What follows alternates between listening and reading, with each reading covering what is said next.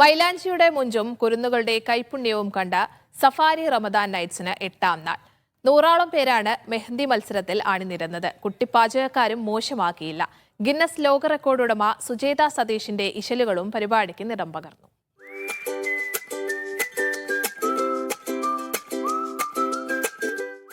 അല്ലേലും കൈവെള്ളയിലെ പതിവ് പത്തിരി വട്ടത്തിനിപ്പോൾ പഴയൊരു ഗുമ്മില്ല.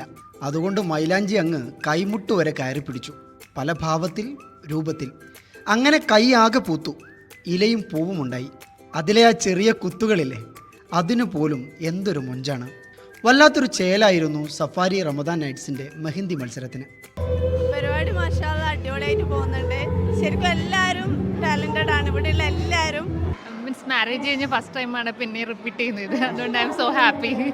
ചിലർ നേരത്തെ സെറ്റാക്കി വെച്ച സുഹൃത്തുക്കളുടെ കയ്യിലാണ് കലാവിരുത് പ്രകടിപ്പിച്ചതെങ്കിൽ മറ്റു ചിലർ ഒറ്റയ്ക്ക് തന്നെ ആ വെല്ലുവിളി അങ്ങ് ഏറ്റെടുത്തു. പാർട്ട്ണർ എന്നില്ല, അലോൺ വന്നതാണ്.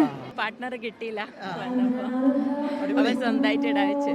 ഒടുവിൽ ഫലപ്രഖ്യാപനം. ഷാമിലി ജംഷീർ 1ാം സമ്മാനം കൊണ്ടുപോയി. ഷെറിൻ ഷഹലക്ക് 2ാം സ്ഥാനം.